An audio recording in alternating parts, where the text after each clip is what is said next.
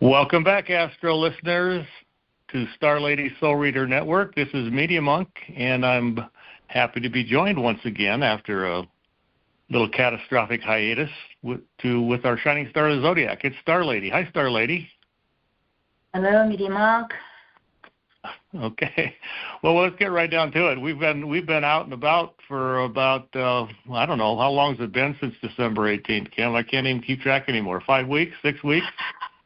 Well, our last podcast was 2 months ago. We've missed 3 podcasts. Yeah. Yeah, we have I guess a reason for that. We went through a recent storm, a catastrophic windstorm that kind of cost us a lot of damage around the house with, I think we figured out about 25 to 30 trees down, and 11 of them were on our roof. So we've been kind of busy getting the house back in order and getting the EAN's home offices up and running again. Yeah, there's the whole issue of grief when you lose a loved one or a parent, as is the case for both of us. But this was a whole different ball game. I've never experienced trauma like this in my life. We are recording this the end of the moon in Cancer, so bear with me if I'm a little emotional once in a while, but they have predicted... rightfully so. Rightfully so, StarLady. We usually open up these podcasts by, particularly in spring and summer months, talking about how beautiful the gardens are, and basically we've had a garden variety wipeout along with all the damage. So, yeah, a lot to deal with Moon in late Cancer right now at this time. Well, and I don't know if you're listening to this podcast before you saw the photos or after you saw the photos.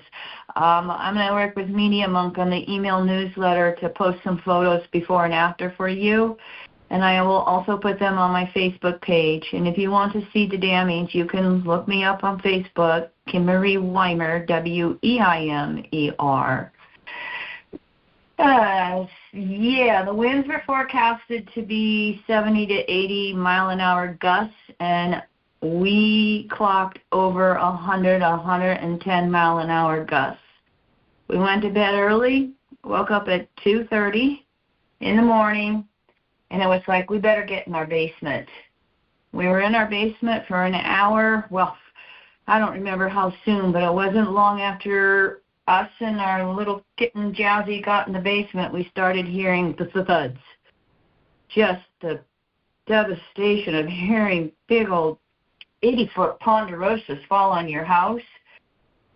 Oh, boy. And then the transformers started going off, lighting up the sky, and after Roy was brave enough to go out to our detached garage and manually open it up because we lost electricity as soon as we woke up. Got the garage door open. We started smelling smoke when the transformers went off, and it was like, okay, babe, we got to go. Gather what you can. I grabbed a cat, my laptop, which I dropped, and my jewelry, and we left. So yeah, most of these trees we're talking about are 24 to 30 inch diameter on average. Some as wide as 3 feet, and she said 80, but we have some 120 footers around here. Not anymore. They've been collected and kind of composted up by now. But it was quite a dramatic night for all of us. It's been a dramatic 2 months. We're still not really back to normal. We couldn't get in our house. We were in a hotel. Then we had to get a rental. Now we're dealing with the insurance. And so we're going back and forth between our house and a rental right now because it demolished my laundry room. Don't have a washer dryer. Demolished many of my succulents in the laundry room that I overwinter. But I don't know. We went from 25 trees around our house to nothing. The photos are absolutely shocking. So bear with me. kind of looked at some astrology here.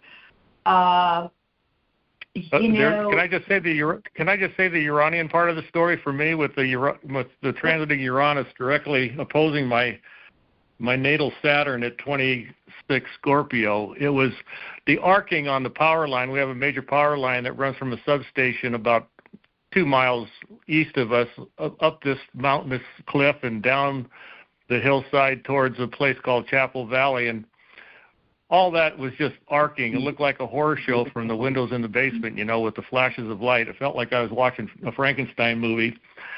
And, we since have had a lot of electrical devices and appliances around the house that still don't operate. So it's quite a Uranian revelation there that wasn't too pleasant. We're all still a little shock and traumatized around evolutionary astrology network right here.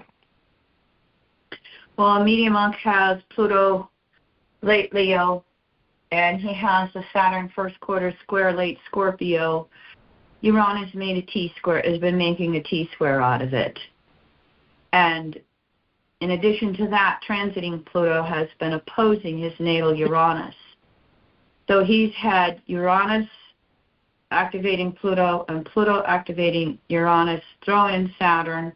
Oh, by the way, he's had the Saturn, Neptune, late Pisces, back and forth over his moon. I mean, it's a real miracle you're alive, honey. Our composite chart has a stellium in late Virgo, Sun, Venus, Jupiter, and Saturn. Neptune went back and forth over it the last couple of years. Saturn's been going back and forth over it. Right now, this year, 25, 26, and there, by the grace of God, Goddess, go we, because when we left our house with the smoke and the transformer the storm took the transformer pole in our backyard and to split it in thirds. We left our house thinking it was burning down. There was the energy vehicle at the bottom of our hill. As you turn around and drive a different way because a tree across the road, there was an electricity vehicle at the bottom of the road. We waited 10, 15 minutes for him to get off his walkie-talkie and phone and said, you got to get up to the top of our hill. The pole broke. The transformer's arcing. We smell smoke. And there was a small grass fire in our backyard. But they must have got up there and got it out. But anyway, you can see the photos.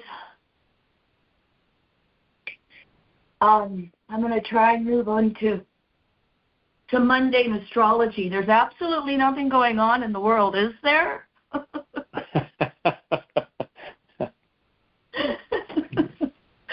Oh, gotta laugh. All of this was taking place while, just in case you're wondering about my chart, all these planets that are inner planets that are now in Aquarius with Pluto. Back on the new moon, they were in Sagittarius in my 11th house of trauma. Moon, Mercury, Venus were going over my Saturn, Venus, Sag 11th.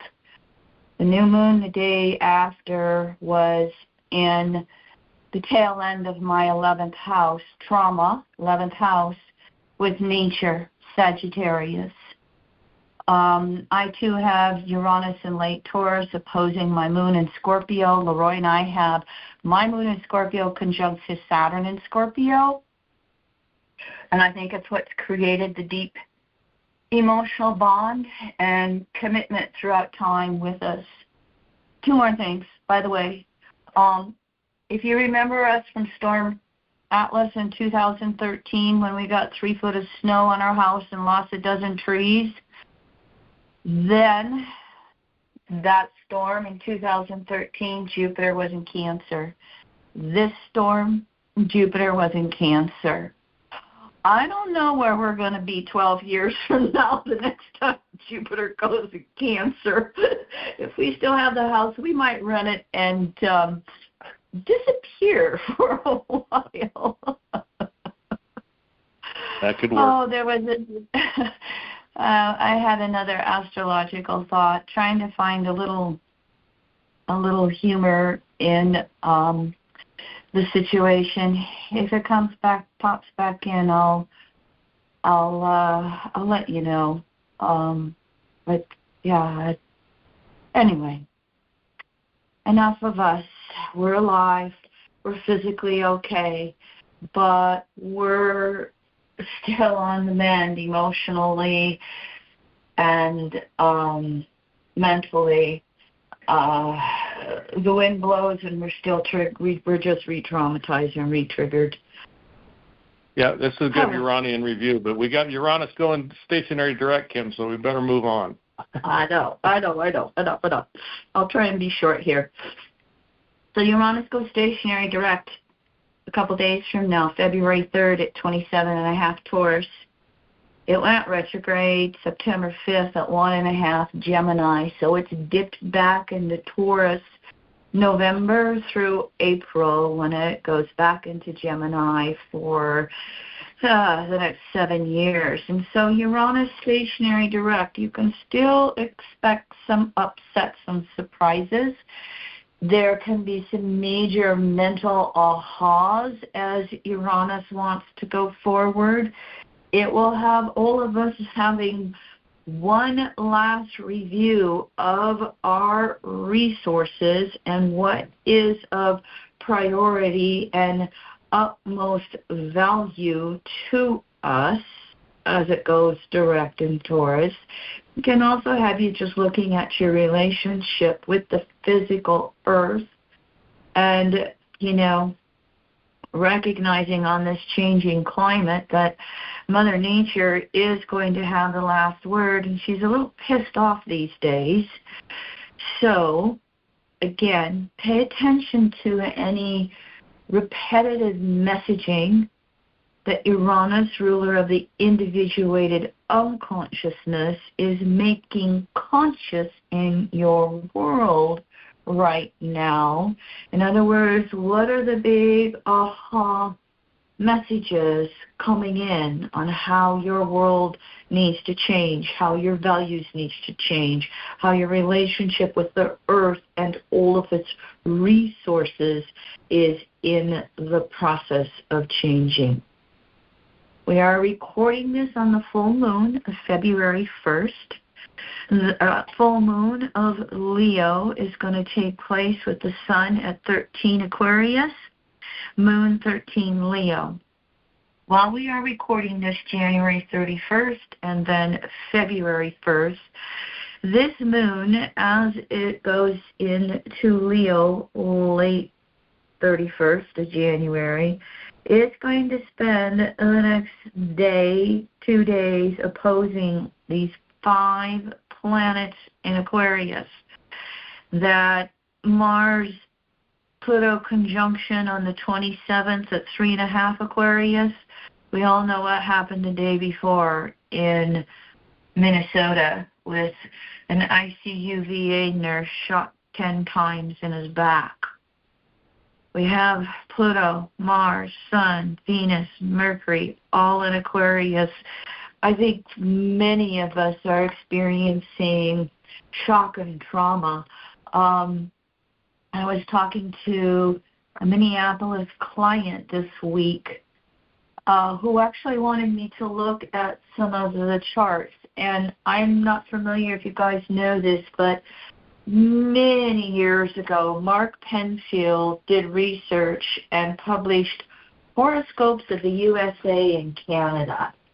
And so sometimes if you see the source of a chart and it's Penfield, that's Mark with a C, Penfield, published, I don't know how, 2-3 decades ago. His chart for Minnesota is May 11th, 1858. May 11, 1858, St. Paul, Minnesota. He gave it a rising of 925. I've seen a little bit different times, but it has a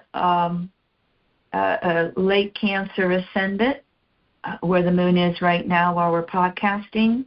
transiting Jupiter 3 times over the Saturn in Cancer, 25-26. This 1858 chart for Minnesota has Uranus at 2845 Taurus, Lake Taurus. Minnesota's going through its second Uranus return. So you can work with that chart if you want to. There's various charts for Minnesota, Minneapolis. I've actually been using the Mark Penfield chart. Not going to give you the references that I read off the top of my head. I'm still not tracking the best.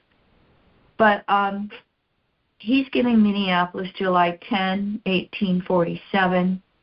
July 10th, 1847, 10:54 a.m.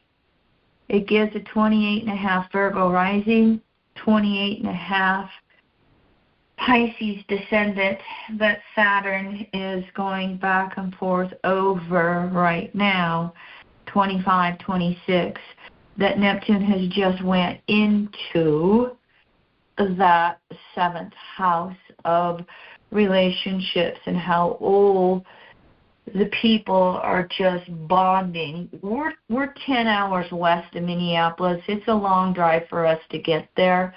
We're in western South Dakota. Our neighbor to the east is Minnesota. They're our next door neighbors. I grew up by the Minnesota state border. We've been just as affected by what's going on there as our own personal traumas.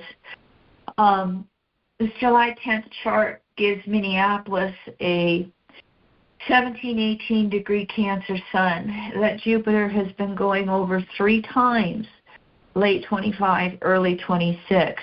And so to me, I've been recognizing some of this Cancer bonding. The, again, Minnesota chart with Saturn at 23 Cancer. The Minneapolis chart with Sun at 17 Cancer. The bonding of neighbor taking care of neighbor. Just the community bonding that's been going on. And I, too, sincerely hope and think that it might be a turning point for this country in letting go of building the walls and really reaching for give me you're tired, you're hungry, you're poor on the Statue of Liberty. Time will tell. The chaos is not going to stop here. We have a demented brain president. It's becoming more and more obvious. He is going to act out more and more and more, and it's really going to be up to all of us to be just as absolutely vigilant as possible.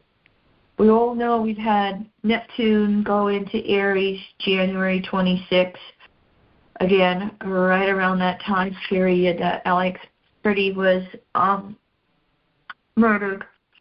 When Sun, Venus, Mars had their conjunctions in early January, that's when Renee Good was murdered. So these conjunctions of the inner planets are pretty powerful, but they're also being experienced by all of us, and we're all having to deal with our own Aquarian shock and trauma around it if we are a decent human being interested in truth. Cannot you see it for your own eyes? I've been saying when Neptune goes into Aries, and it's now in Aries for 13 years, everybody, I've been saying we're either going to have the distortions of righteous anger, or we're going to have the natural expressions of inspired action. And I think what we're seeing in Minneapolis and Minnesota is the whole inspired action coming through. Saturn is going to go into Aries February 13th, just before the full moon at 29, or excuse me, the new moon at 29 Aquarius. Saturn's going to move into Aries, where it will be for the next 2.5 years, and then Saturn Neptune make one conjunction February 20th, 045 Aries, 1 degree Aries. You can look and see wherever that is in your chart. They are a 36-year cycle, and throughout history, as we look at this 36-year cycle, synodic cycle of their conjunctions, we see either autocracy or democracy. Autocracy or democracy. I'm not going to pull the details out of my head right now, but throughout the history of Russia, 1953 conjunctions, Cold War, 1989 conjunctions, the Berlin Wall fell down and Russia fell apart. There's one in between that I'm missing that I can't remember. But the point is, this conjunction, autocracy or democracy, and for them to have this one conjunction, don't think it's not powerful, only happening one time, in, literally the first degree of the zodiac. What are we as collectives all over the planet going to choose to initiate? Then I'm telling you, throughout 2026, it's going to take all of us. One more tidbit. I have been saying the USA July 4th chart, regardless of time, has South Node in Aquarius at about 6.5 degrees. That Mars-Pluto conjunction late January was just 3 degrees from that. Transiting Pluto is going to get very close before it retrogrades in 26. And then in 2027, we are going to have Pluto over that South Node in Aquarius 3 times. So this chaos is not going to end very soon. And it's going to take the masses rising up. And if you want hope, recognize that it was the late 1770s and the early 1880s that we had the Bill of Rights, that we had the first 10 commandments to the commandments, that we had the first 10 amendments to the Constitution. The first amendment is what? Freedom of press. The second amendment is the right to bear arms and the hypocrisy that's going on with that from conservatives. The fourth amendment, a due process. I mean, they're trampling over these first 10 amendments right now in the Trump administration.